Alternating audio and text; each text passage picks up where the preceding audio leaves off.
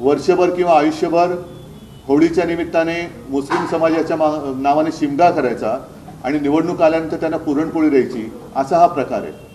पण याच्यात एक गोष्ट चांगली आहे की आमच्याकडचे जे काय उडाणटप्पू आहेत, ज्याचा उल्लेख अनिल परब यांनी आपल्या विधान परिषदेच्या भाषणामध्ये केला आहे, ते सुद्धा आता टोपी घालून कशी ती सौगत घेऊन जात आहेत हे मला बघायचं आहे। एकूण मी जे एक दोन वेळा बोललेलो आहे की तुम्ही आमच्यावरती हिंदुत्व सोडल्याचा जो आरोप करता, तर तो आरोप करण्यापूर्वी तुम्ही तुमच्या झेंड्यावरचा हिरवा रंग काढा।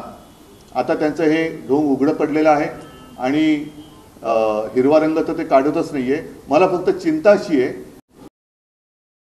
की जे निवडणुकीत बोलले होते मंगळसूत्र चोरलं जाणार, मंगळसूत्र यांना देणार यांना, आता हिंदूंच्या मंगळसूत्राचे रक्षण कोण करणार? कोणी आहे का हिंदुत्ववादी पक्ष? कोणाचं संरक्षण तुम्ही कोणापासून करणार? आणि हीच भूमिका तुमची कायम राहणार आहे का निवडणुकीपुरती राहणार आहे?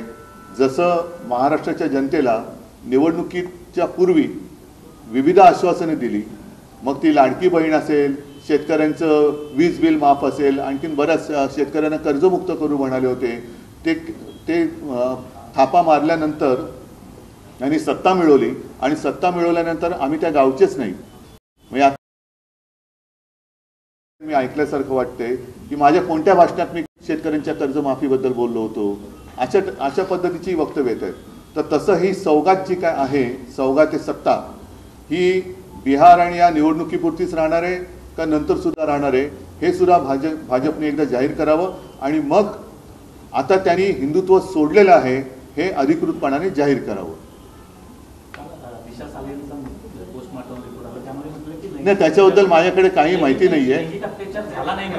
नाही ऐका, नाही विषय तरी ज्या विषयाशी माझा संबंध नाही, ज्याच्या माझ्याकडे काही माहिती नाही त्या विषयात मी बोलत नाही। तुम्ही सौगाते मोदीवरती बोला, सौगाते सत्तेवरती बोला।